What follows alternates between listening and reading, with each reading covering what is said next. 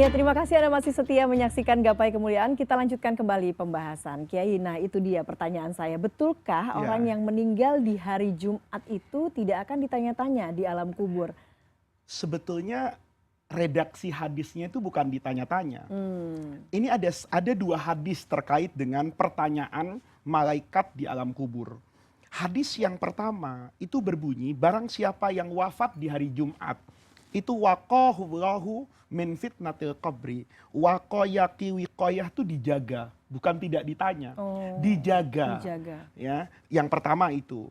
Kemudian yang kedua, orang yang rajin membaca surah Tabarok, surah pertama di awal juz 29 itu dijanjikan oleh Rasulullah dia akan aman dari fitnatil qabri, pertanyaan dua malaikat. Jadi sebetulnya hadis yang pertama ini diperselisihkan oleh ulama. Apakah ini hadis sahih atau hadis ini adalah hadis yang dhaif? Sekalipun sebagian ulama mengatakan hadis ini hadis yang sahih bisa dijadikan dalil. Tetapi dari keduanya ini kalau kita lihat, yang dijanjikan oleh Allah itu kan dijaga. Yang dijanjikan oleh Allah itu diberi rasa aman. Iya. Artinya apa? Pertanyaan itu tetap ada. Tapi orang-orang ini diberi jaminan keamanan. Hmm, Keamanannya seperti apa? Misalnya dulu waktu saya ngaji, kata guru saya, orang yang baca Tabarakalladzi itu awal surah di juz juz 29. 29 itu diberi rasa aman.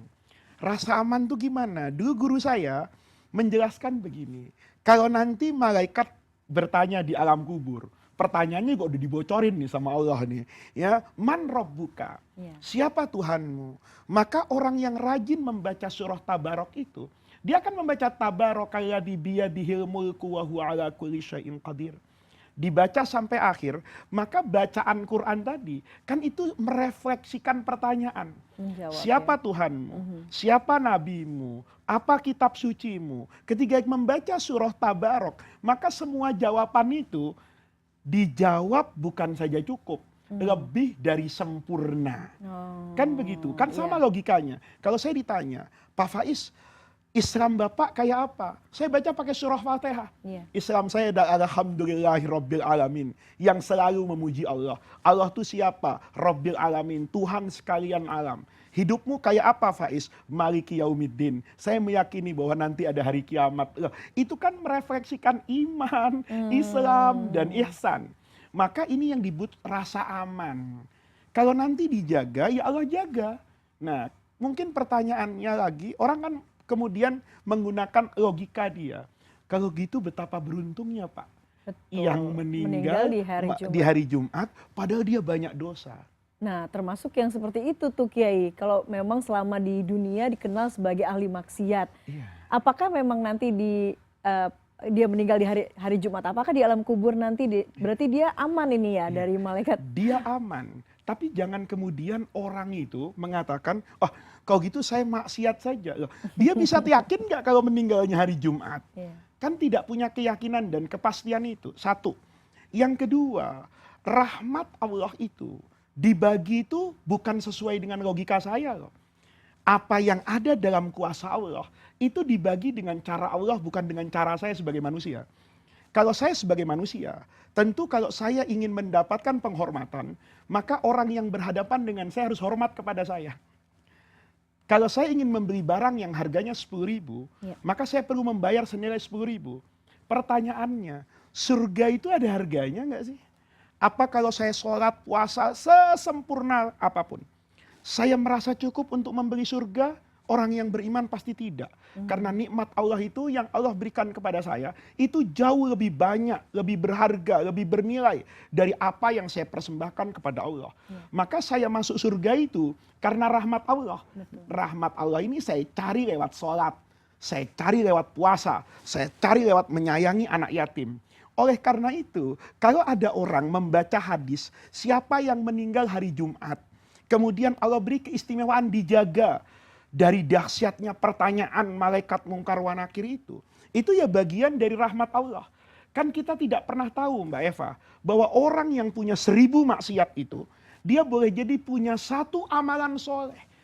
Amalan soleh ini boleh jadi kalah kuantitas dengan orang lain, tapi boleh jadi menang kualitas. Iya. Coba lihat, ada pelacur kasih minum anjing, itu masuk surga. Masuk surga. Itu kan bukan dari kuantitas amalnya, tapi dari kualitas amalnya.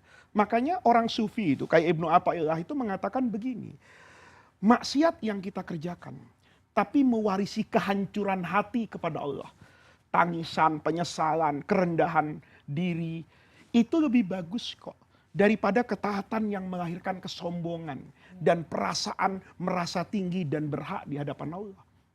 Nah, kalau ada orang bermaksiat misalnya wafat di hari Jumat, kita kan tidak boleh juga memberi vonis, kok bisa ya dengan maksiat seperti itu.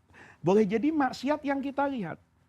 Ya, dulu guru saya itu ya bercerita tentang Sultan Murad yang ada di Turki. Beliau ini pernah mendapati satu orang yang wafat meninggal, jasadnya itu dibiarkan di pinggir jalan. Maka kemudian sultan yang sedang berusukan menyamar ini mengatakan kasihan sekali orang ini. Maka ditanya sama semua orang itu, dikasih tahu, ini orang rumahnya di pojokan desa sana, ibunya masih ada, digotong. Begitu sampai di rumah, ibunya itu nangis sambil terucap, nak, kan ibu sudah bilang, kalau gaya hidupmu seperti itu, nanti kamu meninggal, itu nggak ada yang akan peduli sama kamu. Maka sultan yang menyamar nih bertanya, Mbak Eva, loh memang gaya hidup anakmu itu apa? Anak saya itu kalau malam hari, itu datang ke tempat-tempat maksiat. Bertemu pelacur, pelacurnya disuruh pulang, tapi dia bayar.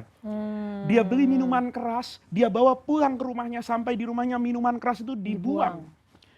Ibu bilang, kenapa nak? Dengan cara ini, saya sedang berusaha untuk mengurangi dosa orang muslim yang ingin minuman keras. Karena begitu dia datang ke kedai minuman keras itu sudah nggak ada.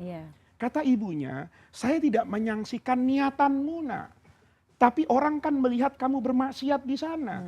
Kalau orang melihat kamu tiap malam datang ke tempat pelacuran dan minum minuman keras, nanti kamu mati nak, nggak akan ada yang mau ngurus jenazah dan menyolatimu. Anaknya bilang, tenang ibu, nanti kalau saya mati, yang menyolati saya itu adalah khalifah dan juga ulama yang paling terkenal, Al-Imam Al-Akbar nanti. Ketua dari para ulama yang ada di Turki Utsmani ini. Kata ibunya, ini anak ngomong sembarangan. Lihat, Allah kabulkan doanya. Sultan Murad bilang, maaf ibu, anak ibu benar, saya adalah sultan. Jenazah ini akan saya bawa besok, kalau di Indonesia, ke Masjid Istiqlal, dan saya minta Ketua Umum MUI, PBNU, Majelis Ulama, Al-Irsyad misalnya, ya, Persis untuk hadir mensolati itu. Kenapa? Karena kita tidak pernah tahu. Jadi ketiga itu bagian yang dijanjikan dalam rahmat Allah. Kita harus membaca bahwa semua orang yang hidup di bawah langit Allah ini punya kesempatan untuk mendapatkan rahmat Allah di ujung kehidupannya. Baiklah, semoga kita termasuk golongan yang mendapatkan rahmat Allah kalau begitu ya Kiai ya. Baiklah, kita tidak terasa Kiai sudah sampai di akhir perjumpaan kita, usai sudah perjumpaan kita hari ini dalam program Gapai Kemuliaan. Semoga tentunya tausiah kali ini bisa menambah hasanah ilmu agama kita dan menjadikannya bermanfaat. Dan tentunya yang paling utama, menambah ketaatan kita kepada Allah Azza wa Jalla. Saya Eva Yunizar dan Kiai Haji Muhammad Faiz pamit. Terima kasih atas perhatian Anda. Insya Allah kita akan jumpa lagi pada episode berikutnya. Wabillahi taufiq wal hidayah. Wassalamualaikum warahmatullahi wabarakatuh.